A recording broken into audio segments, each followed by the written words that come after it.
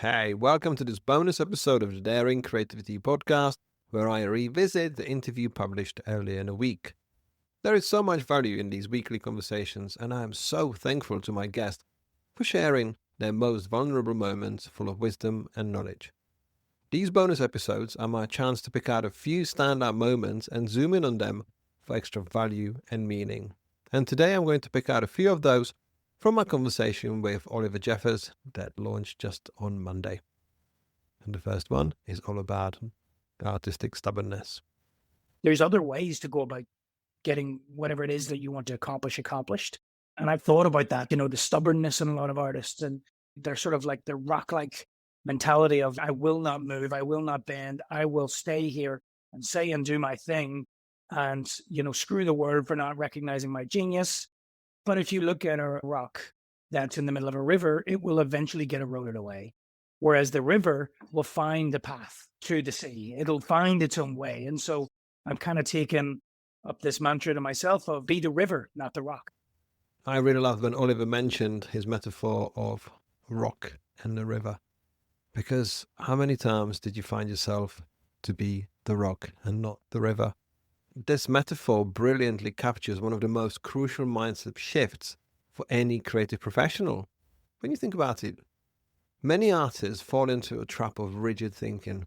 They believe their vision is perfect, and the world simply doesn't understand their genius. This leads to creative stagnation, sometimes frustration. And Oliver's river metaphor teaches adaptability without compromise. Because rivers maintain their essential nature. They flow towards their destinations whilst navigating around obstacles. They don't fight immovable objects, they find creative solutions. For artists, this means maintaining their core creative vision whilst being flexible about methods, mediums, and pathways to success. The psychological insight here is profound because stubbornness often masks fear. Fear of change, fear of being wrong, fear of appearing weak. But a true strength lies in fluid persistence. And the persistence was one of the key words from this conversation. When you're persistent and one gallery rejects you, you find another. When one medium doesn't work, you try another. When one story doesn't resonate, you tell it differently.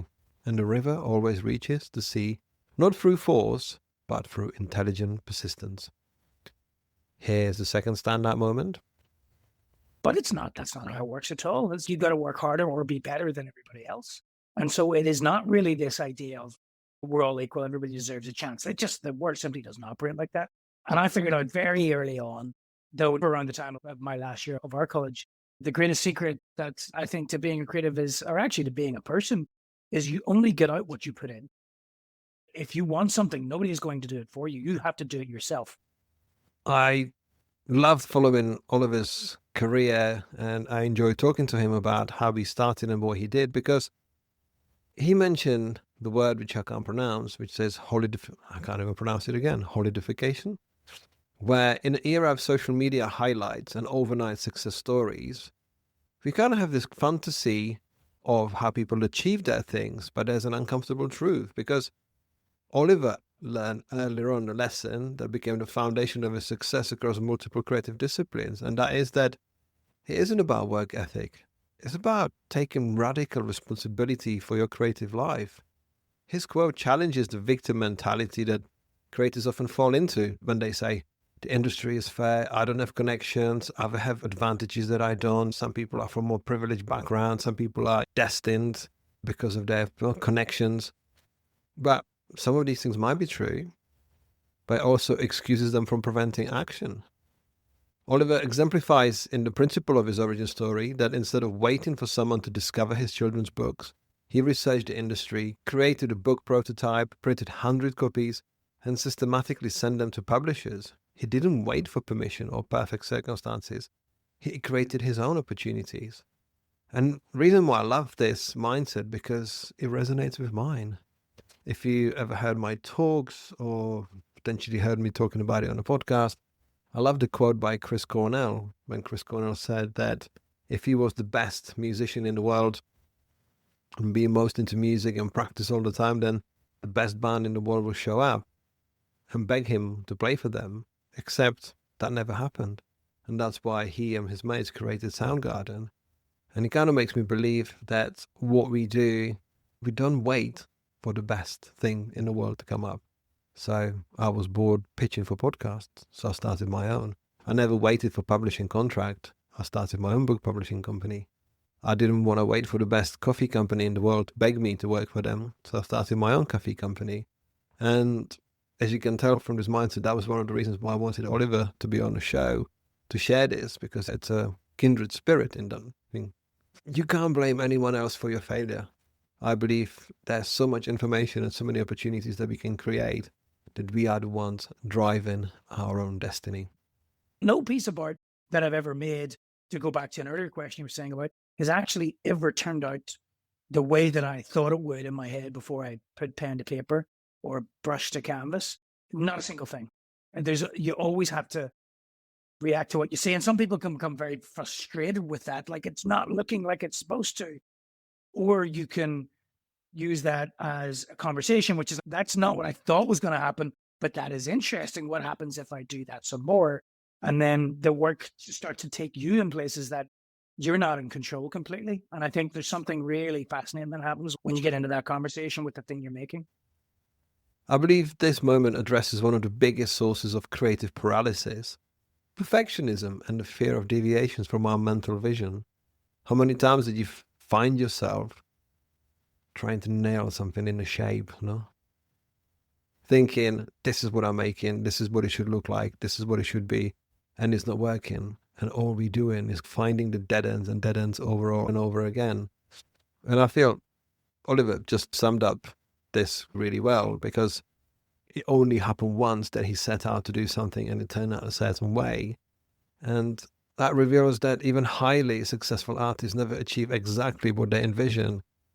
And that's actually the point, not the failure. You end up somewhere, just like the river.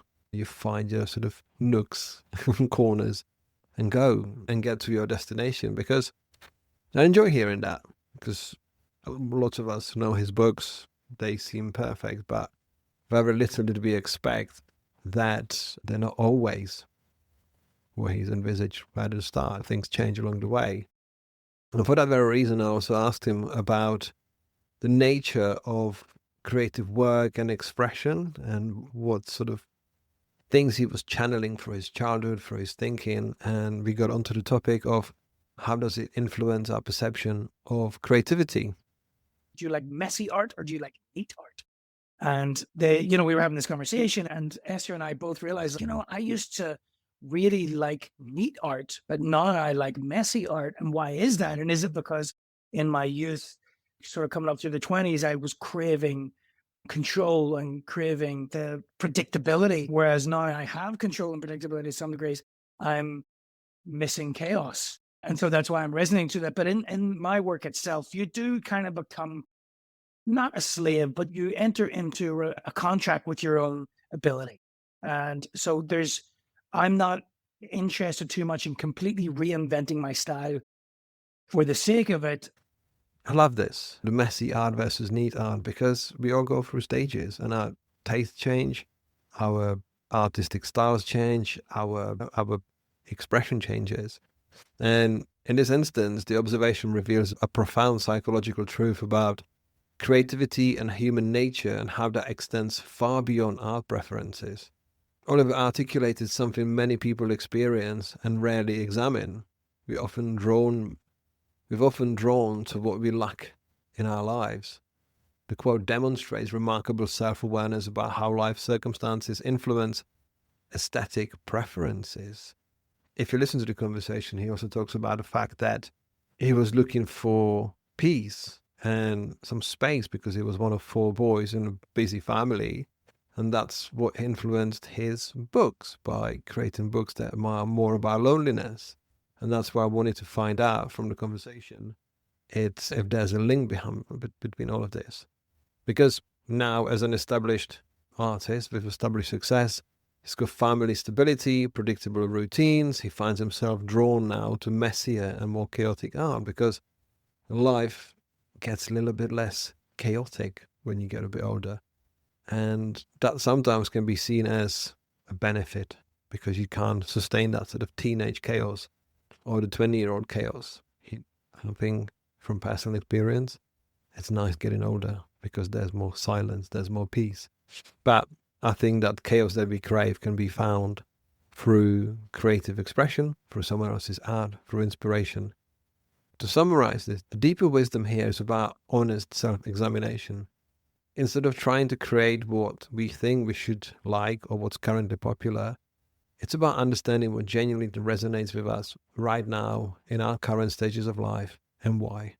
This leads to more authentic creative expression and explains why artists, designers, creatives why the work naturally evolves over time.